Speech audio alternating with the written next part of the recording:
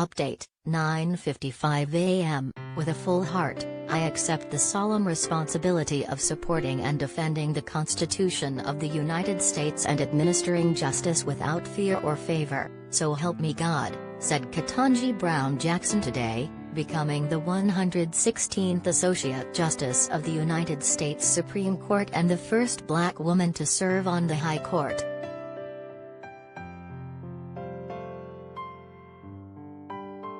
Sworn in by her immediate successor, retiring Justice Stephen Breyer, now Justice Brown's move into the conservative-dominated SCOTUS comes almost 3 months since her confirmation by the Senate back in April. On behalf of all the members of the court, I'm pleased to welcome Justice Jackson to the court and to our common calling, said Chief Justice John Roberts after the swearing-in was completed, as you can see below.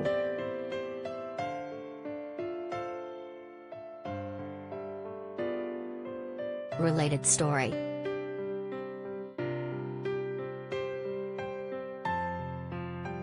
Howard Stern v. Supreme Court, radio jock says he might run for president following Roe overturn.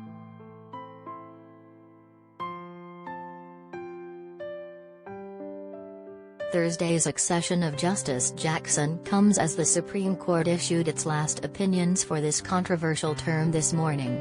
As Justice Breyer made clear earlier this year and reiterated in a letter to President Joe Biden yesterday, the end of the current SCOTUS term marked the beginning of his retirement, and hence the official introduction of a new member of the High Court's bench.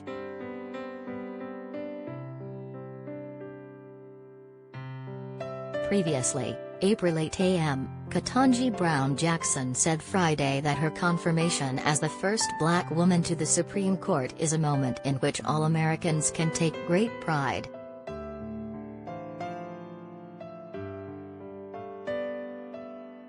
We have come a long way toward perfecting our union, Jackson said, to a crowd of hundreds on the South Lawn of the White House. In my family, it took just one generation to go from segregation to the Supreme Court of the United States.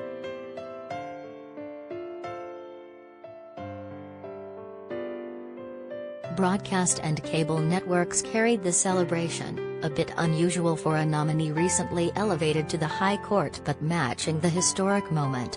She devoted much of her remarks to thanking a slew of family members, friends, mentors, lawmakers and White House officials who steered her nomination through, but also to the leadership of generations past who helped light the way, back to Martin Luther King Jr., Justice Thurgood Marshall and my personal heroine, Judge Constance Baker Motley.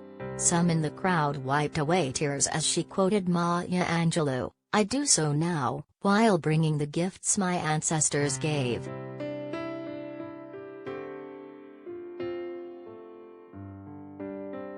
Jackson, 51, was confirmed in a 53-47 vote Thursday, with 3 Republicans, Susan Collins, Lisa Murkowski and Mitt Romney, joining with all Democrats in favor.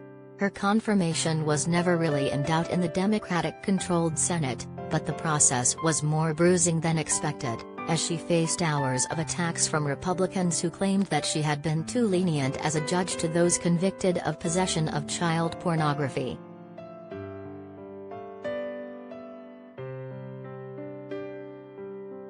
President Joe Biden said that there was verbal abuse, the anger, the constant interruptions, the most vile, baseless assertions and accusations. In the face of it all, Judge Jackson showed the incredible character and integrity she possesses. Kamala Harris, the first Black woman vice president, said that when she presided over the Senate confirmation vote she drafted a note to her goddaughter that told her that I felt such a deep sense of pride and joy, and about what this moment means for our nation and for her future.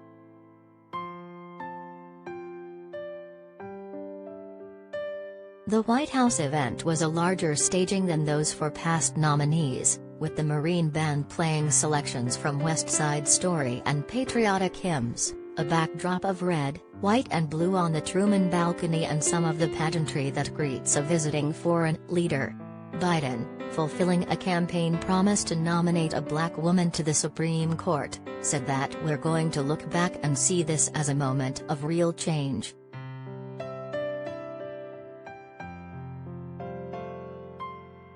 Among those at the event were Jesse Jackson and Al Sharpton, as well as Lonnie Bunch, the first African American to serve as the Secretary of the Smithsonian Institution.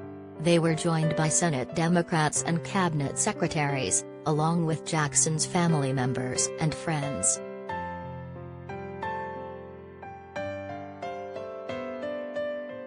It is still unclear when Jackson will be sworn into the court. Justice Stephen Breyer said in his retirement announcement that he planned to step down at the end of the current term, which is in late June or early July.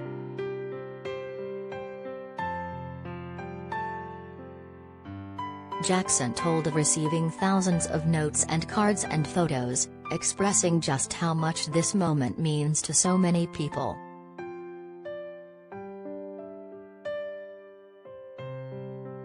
"The notes from children," she said, "speak directly to the hope and promise of America.